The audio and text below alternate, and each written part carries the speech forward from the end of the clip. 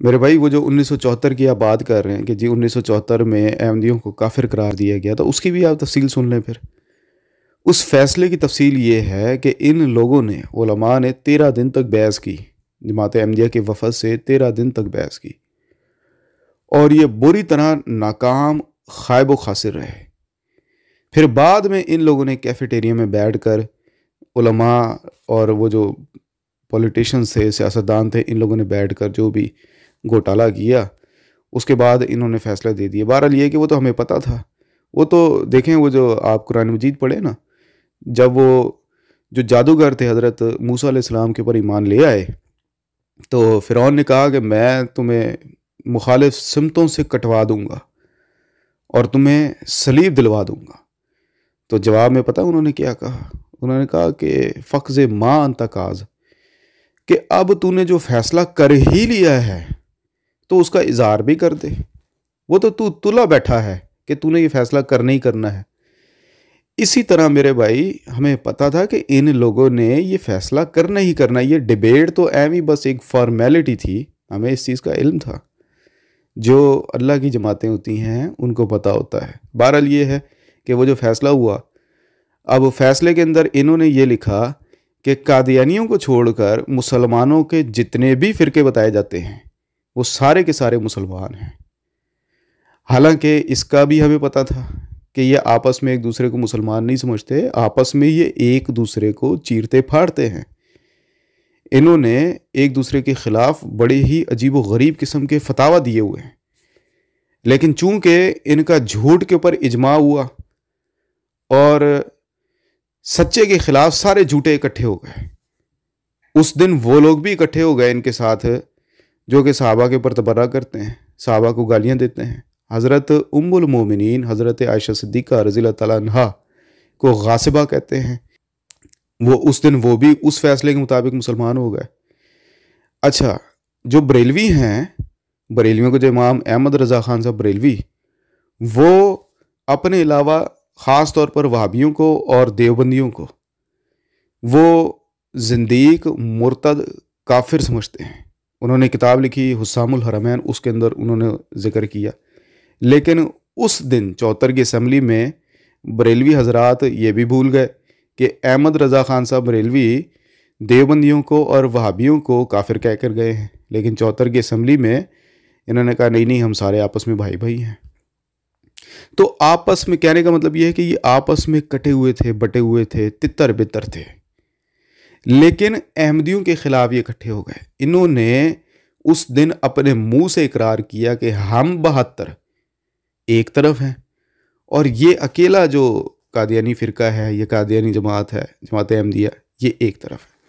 تو 72 کی اور ایک کی جو ان لوگوں نے تعریف کی وہ اس دن آپ کے سامنے آ گئی۔ لیکن یہ آپس میں آپ کو یہ بتانا یہ چاہ رہا ہوں کہ یہ آپس میں یہ بہت ہی زیادہ ہمیں چھوڑ دیں، یہ آپس میں بھی ایک دوسرے کے خلاف ایسے ہی کرتے ہیں، نہ ان کے پیچھے نماز پڑھتے ہیں۔ جو بریلوی ہیں وہ وہابیوں کے پیچھے نماز نہیں پڑھتے اور وہابی ان کے پیچھے نہیں پڑھتے، وہ ان کو مشرک سمجھتے ہیں، لیکن عوام کو نہیں بتاتے۔ سب سے بڑا جو دھوکہ ہے نا میرے بھائی، میں صرف آپ سے یہ عرض کرنا چاہ رہا ہوں کہ عوام کو یہ نہیں بتاتے کہ ہم ایک دوسرے کو کیا سمجھتے ہیں۔ عوام کو کہتے ہیں نہیں ہم تو مسلمان ہیں۔ ہمارے بھی سامنے آتے ہیں نا، جب احمدیوں کے سامنے آتے ہیں تو کہتے ہیں نہیں ہمارے تو فروعی اختلافات ہیں، ہم تو بھائی بھائی ہیں آپس میں، حالانکہ ہمیں پتہ ہے کہ بھائی بھائی نہیں ہے۔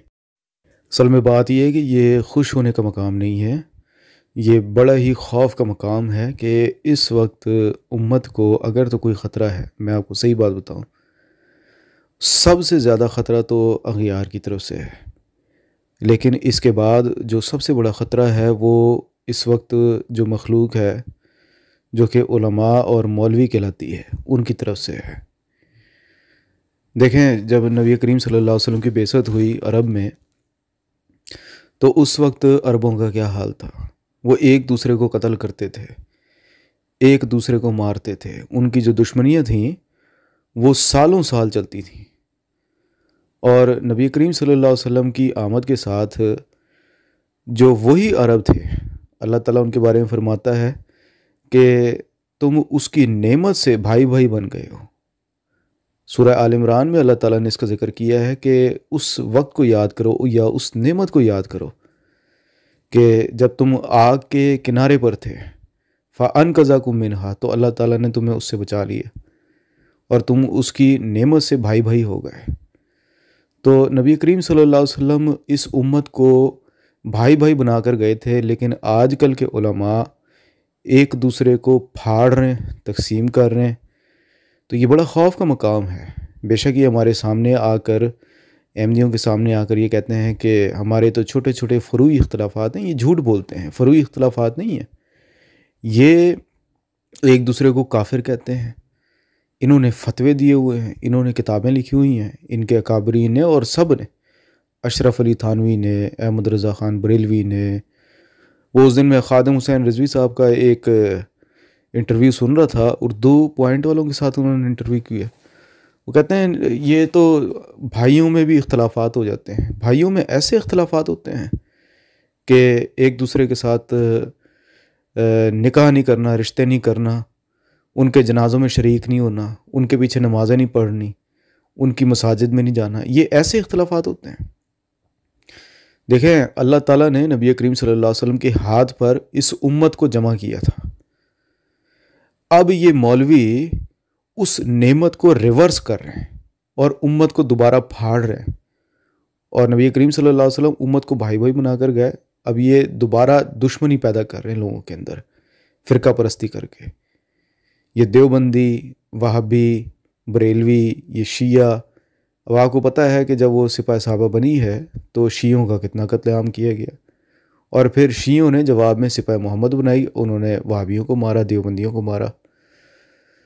تو یہ سارے مولوی ہیں یہ جو کام کر رہے ہیں، باقی جو عام عوام الناس ہیں نا، ان کو نہیں پتہ ان چیزوں کا، وہ اپنے کاروبار میں ملوث ہیں، دنیا داری میں لگے ہوئے ہیں، ان کو اتنی کوئی فکر نہیں ہے۔ یہ مولوی کر رہا ہے اس وقت امت کے اندر دہشت گردی۔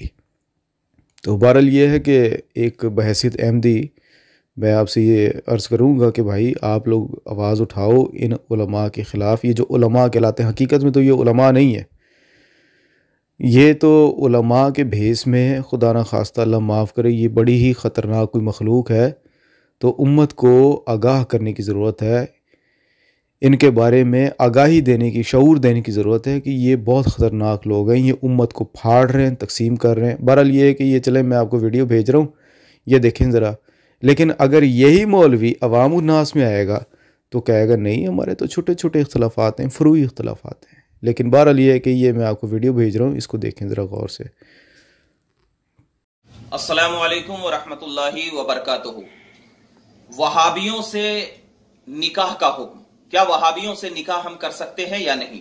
اس حوالے سے حضور اعلی حضرت عظیم البرکت مجدد دین و ملت الشاہ امام احمد رضا خان فاضل بریلوی علیہ الرحمت والرضوان الملفوظ کی دوسری جلد صفحہ نمبر 105 میں ذکر فرماتے ہیں کہ کیا ہے؟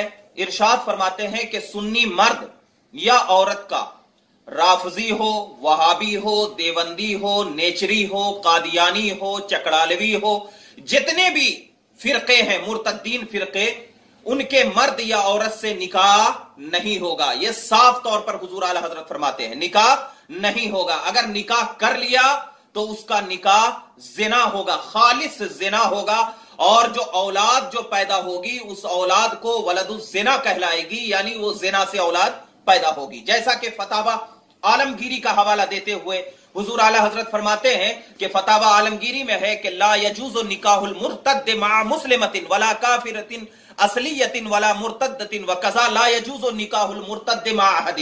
مطلب یہ ہے کہ کسی بھی مرتد کا نکاح مسلمہ سے نہیں ہو سکتا، اور ایسے ہی کسی بھی مسلمہ کا نکاح مرتد سے نہیں ہو سکتا، یہ بالکل خالص زنا آئے گا۔ میں یہاں پر بتا رہا ہوں کہ وہ مرتد فرقے جن کے عقائد بالکل کفریہ ہو چکے ہیں، ان کی لڑکیوں سے نکاح نہ کریں، ان کے گھر میں اپنی لڑکیوں کو نہ دیں، کیونکہ یہ اگر نکاح کریں گے تو گویا کہ آپ زناکاری کی طرف اپنی لڑکیوں کو دے رہے ہیں، عام کر رہے ہیں، اور لہٰذا ان سے ایک دم بالکل دور رہنا ہے۔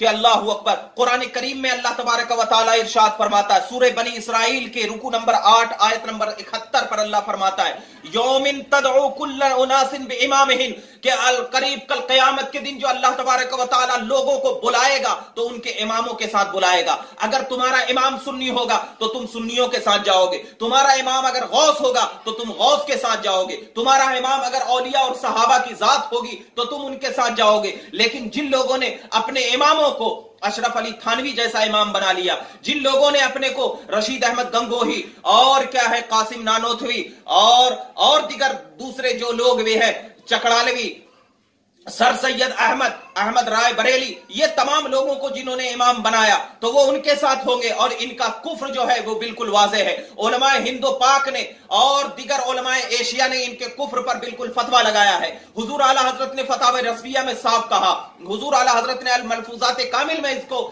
ایک دم بالکل ان کے کفر کو اور فرمایا کہ من شک فی کفر ہی و عذاب ہی فقط کفر. یہ کہا کہ جن لوگوں نے ان کے کفر اور عذاب میں شک کیا وہ بھی کافر ہے. خلاصہ کلام یہ ہے کہ وہابی، دیوبندی، چکڑالوی، نیچری، ان تمام کی لڑکیوں سے شادی کرنا یہ بالکل حرام ہے. اگر آپ نے شادی کر لیا تو آپ کا نکاح نہیں ہوگا، وہ زناکاری ہوگی، اور ان سے جو بچے ہوں گے وہ بالکل زناکاری سے ہوں گے. اور جن لوگوں کا یہ خیال ہے ہم ان کو بلا لیں، ہم سنی بنا لیں گے، ارے تم کیا سنی بناؤ گے، وہ خود تمہیں وہابی بنا لیتی ہے.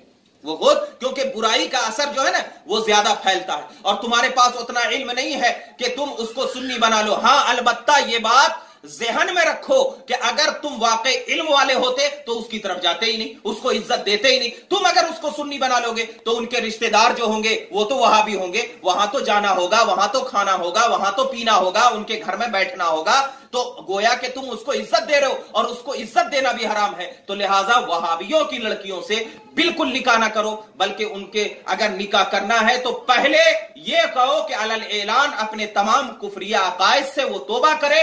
جب تک توبہ نہیں کرتی ہے، تجدید ایمان نہیں کرتی ہے، تو جب تک نکاح کرنا بالکل حرام و ناجائز ہے. واللہ اعلم.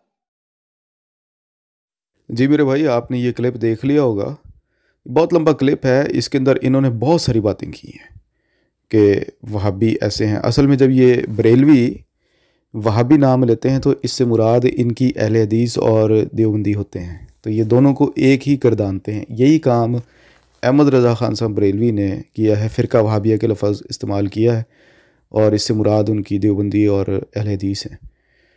تو کلپ کے اندر انہوں نے دیکھا آپ نے کہ گستاخ بھی کہہ رہے ہیں وہابیوں کو، اور کافر بھی کہہ رہے ہیں. ان کے ساتھ رشتہ بھی نہیں کرنا، ان کے جنازے میں شامل بھی نہیں ہونا، ان کے پیچھے نماز بھی نہیں پڑھنی. بھائی اگر وہ گستاخ ہیں تو ان کے اوپر پرچے کیوں نہیں کرواتے آپ؟ آسیہ بی بی، اس کے اوپر تو آپ نے فوراً پرچہ کروا دیا، تو وہابیوں کے خلاف کیوں نہیں کرواتے؟ یا کم سے کم ان کی پھر کتابیں بین کرواؤ. اگر وہ گستاخ ہیں تو ان کی کتابیں بین کروا دو، وہ بھی نہیں کرواتے. تو یہ سارے منافق اکٹھے ہوئے ہیں، صرف جماعت احمدیہ نے ان کو باندھ کے رکھا ہوا ہے. جماعت احمدیہ کی بات آتی ہے تو یہ ایک ہیں، ورنہ قلوبہم شتیٰ والی بات ہے کہ ان کے دل آپس میں پھٹے ہوئے ہیں. تو کہنے کا میرا بھائی مطلب یہ کہ یہ بہت ہی زیادہ افسوسناک صورتحال ہے. ان علماء سے عالم اسلام کو بہت زیادہ خطرہ ہے. ان کی وجہ سے جو غیر مسلم طاقتیں ہیں وہ اسلام کے اوپر حملہ آور ہیں. انہوں نے امت کے اندر دو پول بنا دیے ہیں، امت پھٹی ہوئی ہے، امت تقسیم ہے. عوام کا یہ فرض بنتا ہے اس وقت کہ ان علماء کے فتنے سے، اصل جو فتنہ ہے نا وہ ان کی طرف سے ہے. نبی کریم صلی اللہ علیہ وسلم نے بھی یہی فرمایا ہے کہ من عندہم تخرج الفتنۃ وفیہم تعود، کہ ان میں سے فتنے نکلیں گے اور انہی میں لوٹ جائیں گے. اللہ تعالیٰ کے فضل و کرم سے احمدیوں سے عالم اسلام کو کوئی خطرہ نہیں ہے. احمدی قرآن مجید اور نبی کریم صلی اللہ علیہ وسلم کی سنت اور تعلیمات کے مطابق گفتگو کرتے ہیں. جو بھی بات کرتے ہیں آپ کو ان سے اختلاف ہو سکتا ہے ان کی باتوں سے، لیکن وہ بھی انشاءاللہ تعالیٰ سمجھ آ جائیں گے آپ کو کہ وہ باتیں کیا کرتے ہیں. لیکن جو بھی بات کرتے ہیں وہ قرآن سے اور نبی کریم صلی اللہ علیہ وسلم کی سنت سے باہر بات نہیں کرتے. تو اصل جو خطرہ ہے نا وہ ان علماء سے ہے عالم اسلام کو. یہ عالم اسلام کو تقسیم در تقسیم کرتے چلے جا رہے ہیں، اور نبی کریم صلی اللہ علیہ وسلم پوری امت کو ایک کر کے گئے تھے، یہ دوبارہ اس امت کو پھاڑ رہے ہیں. تو عالم اسلام کا یہ فرض بنتا ہے، یہ بہت ہی خطرناک موقع ہے، اور اگر تو آپ کو نبی کریم صلی اللہ علیہ وسلم سے محبت ہے، حضور کی امت سے محبت ہے، تو ان کو سمجھائیں، ان مولویوں کو، ان علماء کو، جو کہ علماء کہلاتے ہیں اصل میں تو نہیں ہے، نام نہاد علماء ہے، ان کو سمجھائیں کہ خدا را امت کو نہ پھاڑو، تقسیم نہ کرو، فتنہ اور فساد کی باتیں نہ کرو، اپنے اختلافات کو بھلا کر ایک ہو جاؤ، ایک ہاتھ کے اوپر جمع ہو جاؤ، اور وہ یہی ہے کہ وہ اللہ تعالیٰ نے جو امام بھیجا ہے حکم اور عدل، اس کے پر ایمان لاؤ۔ السلام علیکم۔